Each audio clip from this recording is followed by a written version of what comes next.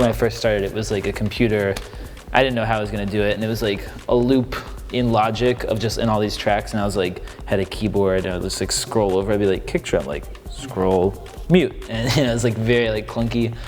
And then I like worked through a couple different gear situations. Gigs are kind of weird because you're like, you know, like the 3 band in a row situation is like really like pretty abysmal way to like watch music. It does not like, you know, usually it's happening well air-conditioned, you know, venues with like $6 beers and everybody's just sort of like milling around, like checking their phones.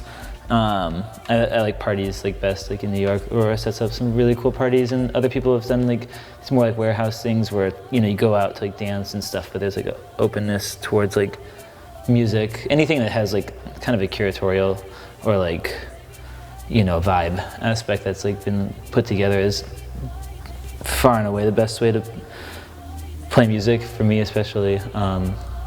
Yeah, so like Unsound is great for that, like, you know, playing in between like Juju and Jordache and Theo Parrish, and then like before that, Voices from the Lake and Shackleton is like, this is insane. Everybody's like so ready to hear crazy music, so you can pretty much go as hard as you want, you know.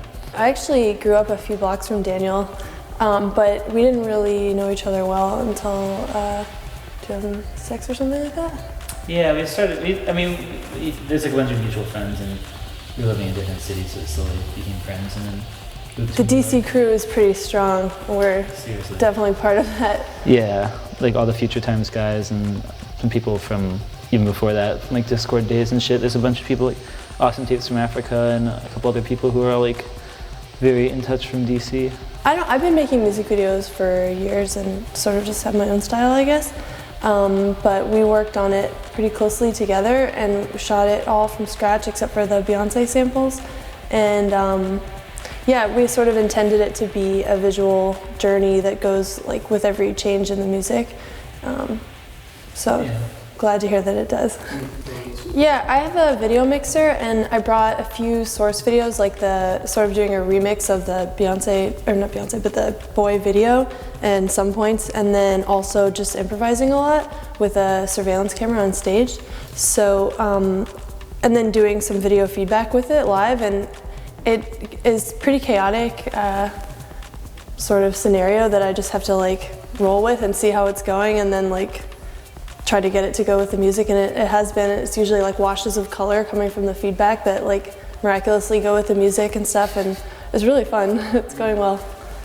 And I had a camera at first that's now broken, unfortunately, but on the first part of the tour I had this surveillance camera that used a radio frequency to wirelessly transmit it, and so every time the bass would kick in, it would like invert and like create all this crazy static, and it was really amazing. But that's broken now, but I'm being creative and using a new camera that I got.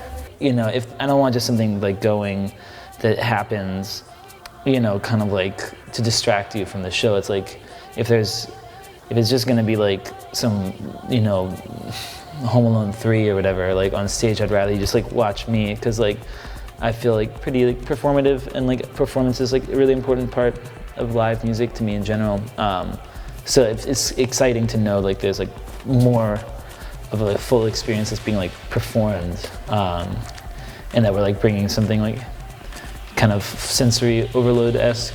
I mean, I've seen some videos of the shows after the fact, and it's like psyched. But I'm also trying to bring attention to him when I do it, because of the surveillance cameras of him.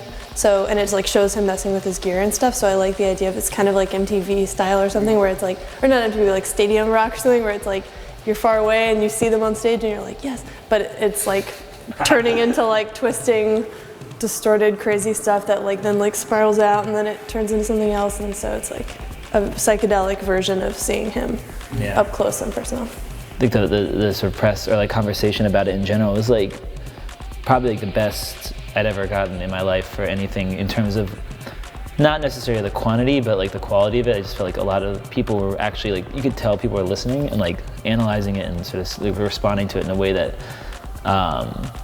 was like more involved than like, I like this, I don't like this. It's just interesting watching like people's responses and how disconnected they are from anything like you intended.